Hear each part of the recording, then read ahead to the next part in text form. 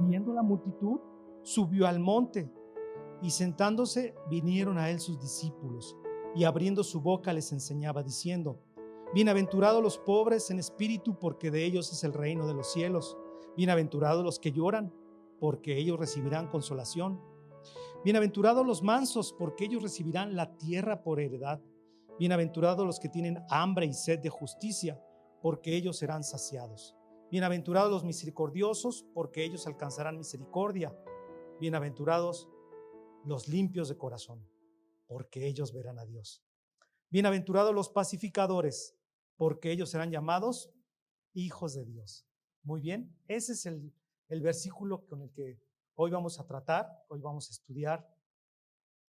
Y vamos a comenzar entonces haciéndolo como les platicaré. Hay una manera de entender la Biblia y es a través de su contexto general. Es decir, nosotros ya acabamos de leer el contexto general del versículo en particular que hoy vamos a ver. Así que en el contexto general del Sermón del Monte, vemos qué lugar va ocupando esta bienaventuranza. Vamos a comenzar entonces. Vemos primeramente que hay una secuencia de pensamiento en el cual cada instrucción que nos va dando Jesús, que nos va presentando nuestro Señor Jesucristo, se conecta con la anterior. Es como una cadena que va de eslabón en eslabón. Todo comenzó con la pobreza en espíritu, ¿recuerdan? Luego continuó con los que lloran por su desdicha, por su pecado. De ahí pasamos a ser mansos y sucesivamente así hasta llegar al punto en que nos vamos a encontrar el día de hoy. Entonces, lo que nos vamos a encontrar el día de hoy es el contexto cercano, ¿sí? La semana pasada consideramos entonces la pureza de corazón como una de las características esenciales para entrar o ser ciudadanos del reino de Cristo. Solo los puros de corazón, dice, verán a Dios. Y hoy entonces el Señor añade una nueva característica, un nuevo elemento en su enseñanza. Nos dice ahora que los ciudadanos de su reino se distinguen también por ser pacificadores. Y como ven, entonces tenemos una continuación, una secuencia de bienaventuranzas. Para ser entonces un pacificador, que es lo que vamos a ver el día de hoy, primeramente tenemos que tener un corazón limpio. Muy bien. Entonces, dice Santiago, en el capítulo 4, versículo 1, él se hace una pregunta. ¿De dónde surgen los conflictos? ¿De dónde vienen los problemas? Dice, ¿de dónde vienen las guerras y los pleitos entre ustedes, entre nosotros? ¿Cuál es el origen de los conflictos que vemos a diario? Tú prendes la televisión, en tu teléfono te llegan las noticias, vas por la calle y ves que la gente riñe de una manera impresionante. Hay problemas en las familias, en la empresa hay envidia. Estamos llenos todo el tiempo de problemas. Así que si pudiéramos juntar un grupo de personas y les hiciéramos esta pregunta que se hace Santiago, ¿de dónde vienen esos pleitos y esas contiendas? Probablemente nos encontraríamos con algunas respuestas extrañas, porque unos dirían que el problema está en la falta de comprensión que tenemos por otros. Otros dirían que el problema está en la forma en que hacen las cosas. Es que esta la hace de una forma, y si la hicieran así, ya saben que todos somos como el director técnico, ¿no? Desde afuera es bien padre decir cómo se deberían de hacer las cosas. Otros en la manera en que estás manejando la situación. Por eso hay problemas. De modo que a la larga llegaríamos a una conclusión. No sé si alguien ha oído hablar de un filósofo que se llama Jean-Paul Sartre. Él dice que sí, y excusa a todo mundo. Él dice, el infierno son los demás. Como diciendo, hay problemas porque la culpa es de los demás. Nunca está asumiendo su propia responsabilidad. Pero Santiago responde a esta pregunta con otra pregunta. Santiago 4:1 dice, ¿de dónde vienen las guerras y los pleitos entre nosotros? ¿No es de tus pasiones las cuales combaten en tus miembros, las cuales combaten en tu carne? Somos tan envidiosos, dice el 4:2, que quisiéramos tenerlo todo. Y cuando no lo podemos conseguir, somos capaces de pelear, matar y hasta promover una guerra. Dice Santiago que lo que ocasiona las guerras y los pleitos entonces es la impureza de corazón, lo que veíamos la semana pasada, la codicia, la envidia o la frustración. Debemos entonces reconocer, tú debes reconocer, yo debo de reconocer que hay pasiones dentro de nosotros que combaten en nuestra carne y nos llevan a una guerra en nuestro interior, y por eso no tenemos paz.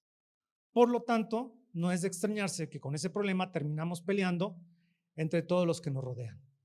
Porque si no hay paz dentro de ti, ¿qué va a haber?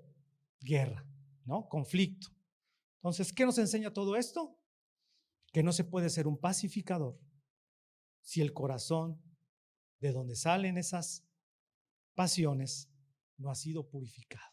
No podemos ser pacificadores si no hemos sido purificados. Entonces, de acuerdo a lo anterior, podemos entender la importancia que tiene esta bienaventuranza de los pacificadores en el contexto general del pasaje que acabamos de leer. Adelante, adelante, buenos días. Vemos primero que viene la limpieza de corazón y luego la disposición a ser un pacificador. Algunos dicen que para tener paz, lo único que se necesita es que haya más amor entre los seres humanos, más comprensión, menos egoísmo, un trato más humanitario. Pero yo me he hecho la pregunta y te las hago a ustedes, a lo que hemos acabado de ver. ¿Cómo puede entonces actuar una persona con ser imparcial, ser comprensivo, si su corazón está lleno de impurezas, de maldad o de pecado? Si primero no purificamos el corazón de las personas, nunca podremos vivir en paz. Por eso es que antes de llegar a ser pacificadores, Jesucristo habla de ser primeramente limpios de corazón. En el sermón, Jesús nos está enseñando que solo habrá paz si primero hay santidad. Estas dos virtudes, como vamos a ver hoy, van juntas, son compañeras inseparables, siempre caminan juntas y donde encontramos una, encontramos a la otra. Hebreos 12:14 dice: sigan la paz con todos y la santidad, sin la cual nadie verá al Señor. Ahí están juntas. Esto concuerda con las palabras de Cristo en las bienaventuranzas. Solo los puros de corazón verán a Dios, porque nadie puede participar de ese privilegio sin santidad. Santiago 3:17 dice, Santiago 3:17, pero la sabiduría que es de lo alto es primeramente pura y después pacífica. La sabiduría que es de Dios entonces encuentra el camino para llegar a la paz. ¿Mediante qué? ¿Cómo llega la sabiduría a la paz? Mediante la pureza del corazón. Por eso es que en primer lugar es pura y entonces después pacífica. Como podemos ver, entonces hay una conexión entre las bienaventuranzas impresionante. A mí se me hace perfecta. Y si tú lo que quieres es alcanzar la paz, pero no trabajas simultáneamente con tu corazón, es como si estuvieras dándote un paracetamol y no un antibiótico. Es como si nada más atacaras la fiebre, pero no hicieras nada por la infección. Tiene un tipo de corazón que no puede producir paz. Santiago 3:18, continuamos. Dice que el fruto de la justicia se siembra en paz para aquellos que hacen la paz. Un verdadero pacificador trae primero justicia, no paz, justicia. Si dos personas están peleando es porque hay pecado, es porque hay un conflicto y es primero necesariamente resolver el conflicto antes de llegar a la paz. Si eliminamos el pecado que hay entre las personas, se acabará la pelea. Gálatas 5:19 dice así: y manifiestas son las obras de la carne, que son, ¿qué dice ahí? Adulterio, fornicación, inmundicia, lascivia, idolatría, hechicería, enemistades, pleitos, celos, iras, contiendas, disensiones, herejías, envidias y homicidios. Pablo nos da esta lista de obras que emanan de la corrupción, que emanan del pecado que hay en las personas. Y tú puedes notar que para el asunto, para referirse a la enemistad, utiliza tantos adjetivos: pleitos, celos, iras, contiendas, divisiones. Todo esto surge de la carne, de nuestra naturaleza pecaminosa. Así que el pecado habita en nuestros cuerpos. Eso tenemos que estar conscientes todo el tiempo. Muy bien, para concluir esta parte de la introducción, puedo concluir que solo los puros de corazón pueden ser pacificadores. O los que son puros de corazón evidenciarán que son pacificadores. Miren, lo que intento decir más claramente es esto. Si tú no eres un pacificador, es por el hecho de que no eres puro de corazón. Muy bien, bueno, pues ahora intento en esta tarde responder 3 preguntas con respecto a nuestro texto. ¿Quién es un pacificador? Desde un punto de vista práctico, ¿cómo identificas a un pacificador? ¿O cómo te podrías identificar si tú eres un pacificador? Y otra pregunta sería, ¿cuál es la promesa incluida en el texto para los pacificadores? ¿Qué dice el texto acerca de lo que recibirán los pacificadores? Muy bien, Mateo 10:34, comienza así. Mateo 10:34, Jesús está hablando, dice, no pienses que he venido a traer la paz a la tierra. No he venido a traer paz, sino espada. Ah, caray, pero me acabas de decir que son los puros de corazón los que son pacificadores. ¿No es contrario a las bienaventuranzas esto que me estás diciendo? Dice que Jesús vino a traer espada. Lo que el texto en realidad está diciendo es que Jesús no vino a traer paz a costa de lo que sea. Él sabía que tenía que, para alcanzar la paz de Dios con el hombre, primero debería de haber un conflicto, resolver una situación. Para el cristiano, y esto es para un futuro para nosotros, aunque somos los pacificadores del mundo, no va a ser una tarea fácil. Porque si vas a ser un pacificador en los términos de Dios, vas a llevar la verdad a las personas. Y esa verdad, que es la paz real, la paz verdadera, le va a caer mal a las personas porque las personas aman el qué, aman la mentira, aman el pecado, y entonces va a haber una contienda en su vida, va a haber un enfrentamiento de la verdad contra el pecado. Entonces, ciertamente sí hay paz, pero primeramente hay un enfrentamiento contigo en tu sinceridad, en tu reflexión. El evangelio primero te va a sacudir y luego te va a convencer de tu pecado. Primero te va a traer una especie de turbación y conflicto, pero cuando ese conflicto es superado por la fe en Jesucristo, entonces va a venir la paz a tu vida. Juan 14:27 dice así.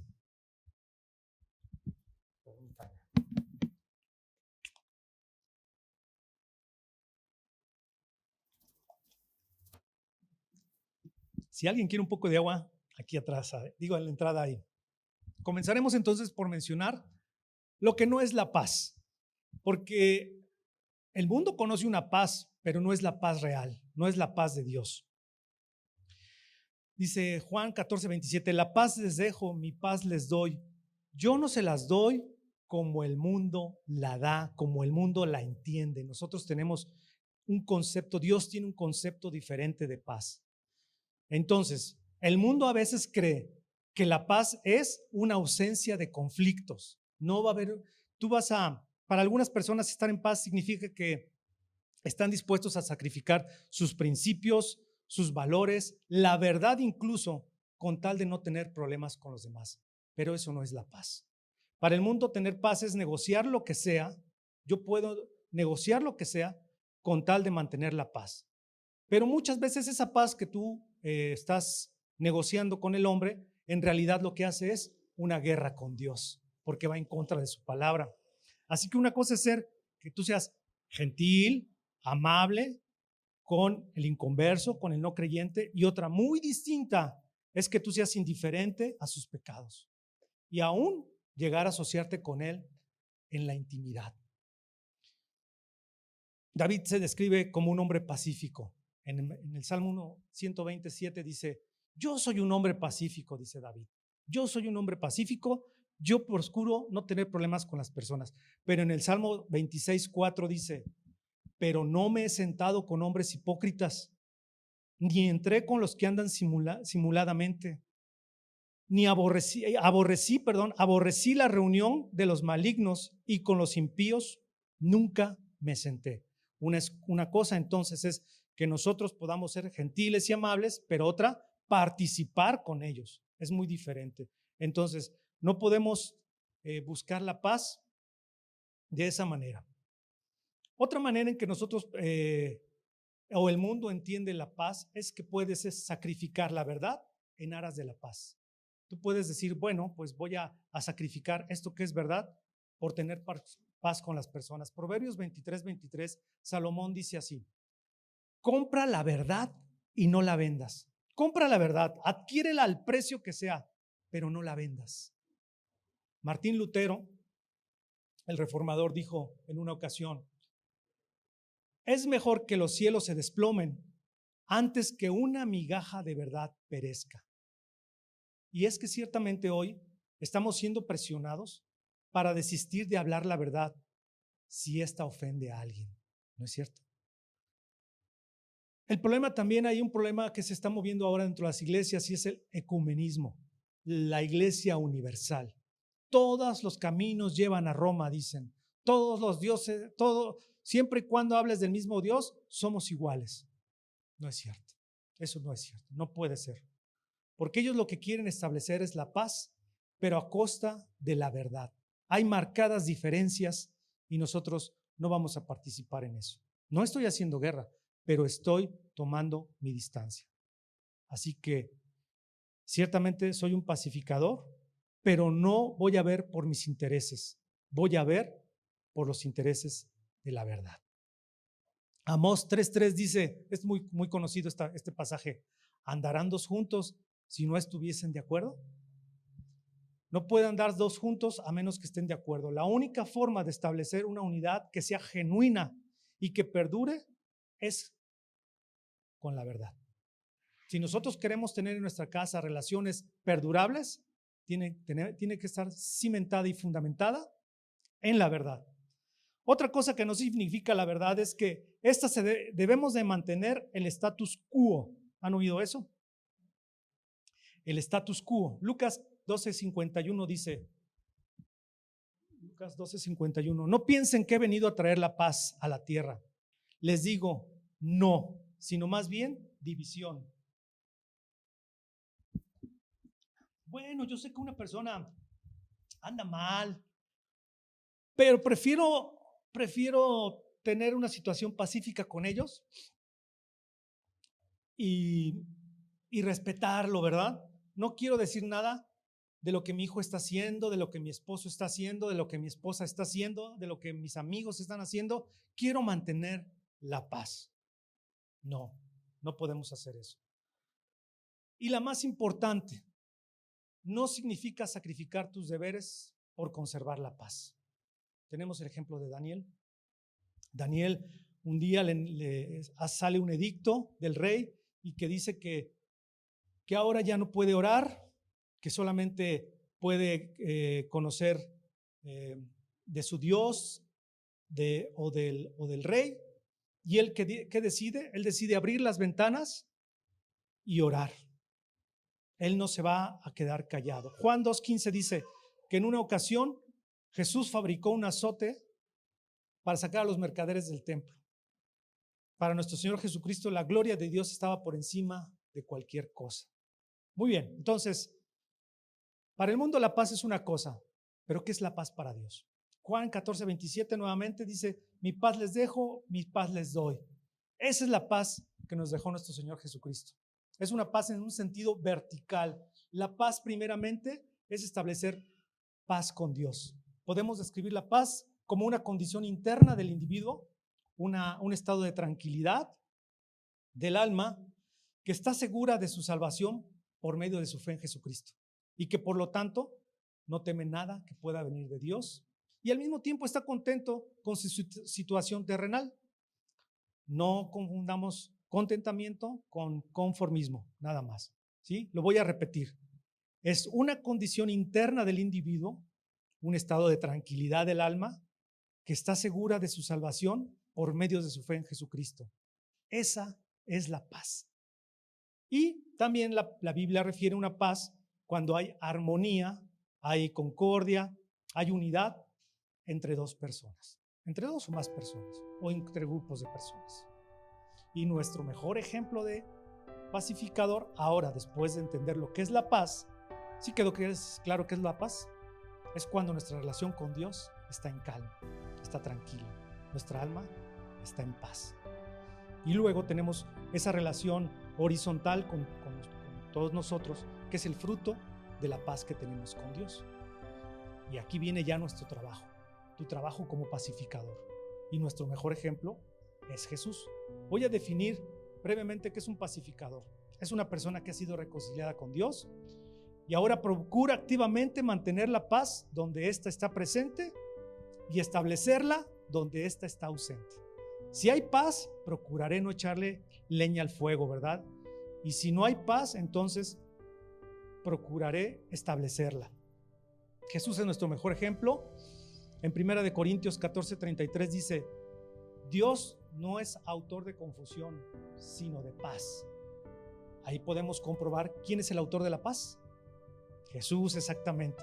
Entonces, la única manera en la que conoceremos la paz es si Dios viene a mi vida, exactamente. Si Dios viene a tu vida, puedes conocer la paz.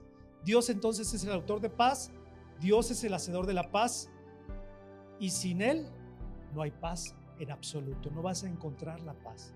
La persona no va a encontrar la paz si no tiene a Jesús. Hebreos 13:20 dice que Dios es un Dios de paz. Y en Efesios 2:14 dice: porque Él, Cristo, es nuestra paz. Dios no vino entonces, Dios nos ve sumidos en nuestra enemistad con Él. ¿Y qué hace Dios? ¿Se queda de brazos cruzados? No, Él promueve una reconciliación. Entonces, Él es la fuente de la paz. Y la manifestación de la paz, ¿quién es? Jesús.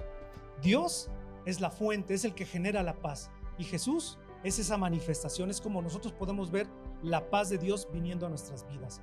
En Colosenses 1:20 al 21 dice así: por medio de Él reconciliar consigo todas las cosas, así las que están en la tierra como las que están en los cielos, haciendo la paz mediante la sangre de su cruz. Y a ustedes también, que en otro tiempo extraños y enemigos en su mente, haciendo malas obras, ahora Él los ha reconciliado. Éramos enemigos de Dios por causa de nuestro pecado. Yo era enemigo de Dios, tú eras enemigo de Dios, pero el Dios de paz hizo algo para remover esa enemistad. ¿Qué hizo? Fue a la cruz e hizo la paz con nosotros. Eso hizo Jesús. Y esa cruz entonces nos proveyó de una justicia que nosotros no teníamos. Y esa justicia produce paz. Siempre habrá un conflicto al buscar la paz verdadera, porque la justicia de Dios enfrenta el pecado. Por eso es que hay un conflicto, una lucha. Es necesario que se venza el pecado para que entonces haya paz. Romanos 5:1 dice así: justificados pues por la fe tenemos paz para con Dios por medio de nuestro Señor Jesucristo. Por la fe entonces en Jesús es que nosotros podemos tener paz con Dios. Por causa de tiempo no voy a leer el pasaje, pero es Efesios 2 del 11 al 18. Habla de una enemistad que había entre el ser humano, entre los que eran los conocidos como los gentiles y los judíos. Y era una enemistad tan grande que se odiaban. Entonces, si un judío consideraba al gentil como un perro, así era su entendimiento. Esos son perros, les decía. Es más, era tal el repudio que si estaba un judío y veía pasar un gentil, escupía al suelo. ¿Sí? Era una manera de manifestarle su desagrado. Pero ¿qué hizo Jesús? Derribó esa pared, derribó ese muro e hizo la paz. Por eso el evangelio se llama el evangelio de la paz.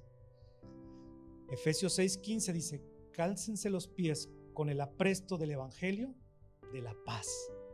El evangelio entonces promueve la paz. Si nosotros queremos promover la paz entre las personas, no es haciendo a un lado el problema, no es renunciando a la verdad, es compartiendo el Evangelio. Esa es la manera en que se promueve la paz. No solamente se promueve la paz de Dios con nosotros, se promueve la paz de Dios entre los seres humanos. Si Dios es el Dios de paz y mora en mí o mora en ti, entonces, si Dios mora en nosotros, somos ¿qué? Pacificadores. ¿Por qué? Porque el Dios de paz y su carácter, ¿saben qué? No va a cambiar aunque more en nosotros. Él va a permanecer. Fíjense lo que dice Tito 3:3. Él habla de cómo éramos antes en nuestra condición. Dice, porque nosotros en otro tiempo éramos insensatos, rebeldes, extraviados, esclavos de concupiscencias y deleites diversos, viviendo en malicia y envidia, aborrecibles y aborreciéndonos unos a otros. Esos éramos nosotros. Pero hoy, dice, pero hoy vivimos en un mundo, bueno, si ya vivíamos en la locura, el mundo permanece en la locura, nosotros nos hemos recuperado, hemos sido regenerados, pero el mundo no. Y el mundo lucha por obtener lo que desea. ¿A costa de qué? De lo que sea. La frase de hoy es, el fin justifica los medios, ¿no? El egoísmo, el egocentrismo es lo que mueve al mundo. Así que, ¿cómo vamos a identificar a un cristiano? ¿Cómo puedo saber si yo soy cristiano o si otra persona es un cristiano? Esto ya es en la práctica. ¿Cómo puedo ser entonces saber si soy un pacificador? Es si realmente hay una quietud interna producida por el hecho de saber que ha sido reconciliado con Dios. Hay una quietud interna producida por el hecho de saber que has sido reconciliado con Dios y has admitido la paz con Dios. Salmo 27:3 dice así: aunque un ejército acampe contra mí, no temerá mi corazón. Aunque contra mí se levante guerra, yo estaré confiado. Esa es la actitud de un pacificador. Otra es que cuida de lo que habla y de lo que escucha. ¿Cómo puedo conocer quién es un pacificador? El pacificador cuida de lo que habla y de lo que escucha. Y si tengo que mencionarlo más específicamente, el chisme, ¿sí? Porque un pacificador cuida de no escuchar reportes negativos de otras personas, ¿sí? Si no tiene él el compromiso de actuar. Dice Santiago 3:6, y la lengua es un fuego, un mundo de maldad. La lengua está puesta entre nuestros miembros y contamina todo el cuerpo e inflama la rueda de la creación, y ella misma es inflamada por el infierno. Así que el chisme destruye la reputación de una persona, además de sembrar enemistad entre las personas. ¿Cómo identifico a alguien si es cristiano? ¿Cómo sé si soy cristiano? Porque no me dejo guiar por cosas subjetivas, es decir, porque no soy manejada por mis factores internos, por mis sentimientos, por mis emociones, sino por cosas objetivas, es decir, que puedan ser medidas, que puedan ser el comentario de dos o más personas. Las personas subjetivas terminan fabricando en su interior la información que no tienen. Utilizarán su imaginación o sus propias impresiones haciendo prejuicios de una situación. Es que yo creo que esto pasó porque yo pensé que era así. No me saludó, de seguro está enojado conmigo. No crean lo que no conocen. Y un pacificador no, un pacificador se esfuerza por ser objetivo. También tiene, sí, sus propias apreciaciones personales, pero toda la sospecha que tenga tratará de confirmarla. ¿Cómo puedo identificar a un cristiano? Porque tiene un espíritu reconciliador, porque trata de reconciliar a las personas, porque va a tratar de apagar los fuegos. Esa es una manera en que tú puedes reconocer a un pacificador. Y la más importante de todas, porque un pacificador se esfuerza por traer a los pecadores a reconciliarse con Dios. Eso es lo que hacen. Eso es la más importante de todas. Así como tú estás sentado, un día yo estaba sentado hace 20 años y estaba exponiendo un pastor que se llama Alberto. Y él dio esta palabra, primera de Pedro 3:15. Yo estaba ahí sentado como tú y la palabra dice así: estén siempre preparados para presentar defensa con mansedumbre y reverencia ante todo aquel que les demande razón de la esperanza que hay en ellos. Y yo sentí literalmente que el de atrás me dio un golpe en la cabeza. Literal, hasta me levanté así como, ¿qué pasó? Bueno, para mí ese fue el llamado, muy directo. Estás siempre preparado para presentar defensa con mansedumbre y reverencia ante todo aquel que te demande razón de la esperanza que hay en él. Es decir, preparado para predicar.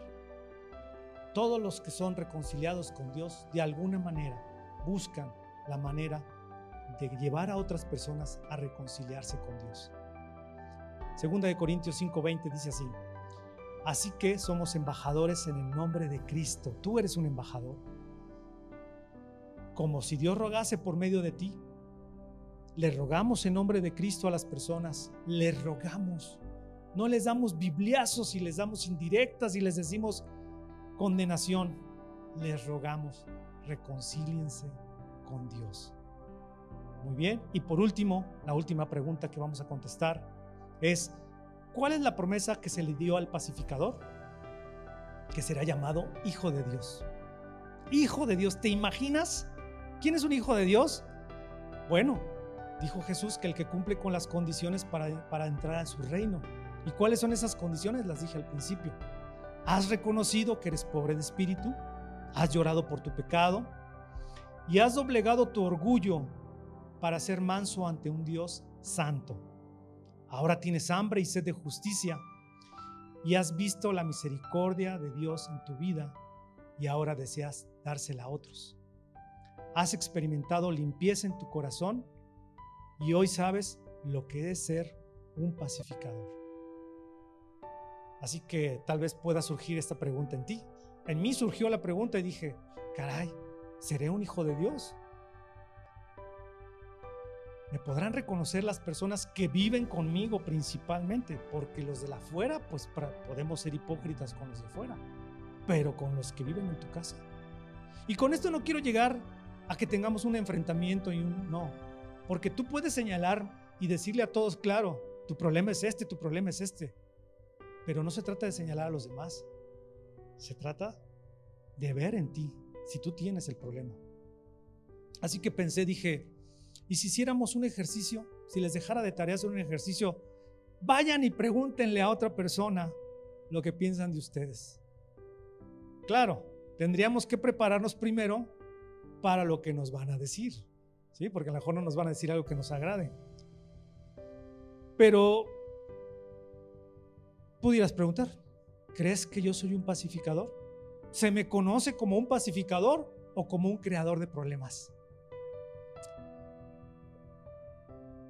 ¿Soy una persona agresiva o apacible? En mi casa, en la iglesia, ¿cuál es el retrato que los demás tienen de mí? ¿Cómo me recuerdan? ¿Como agresivo o apacible? ¿Soy aquel que siempre está a la defensiva?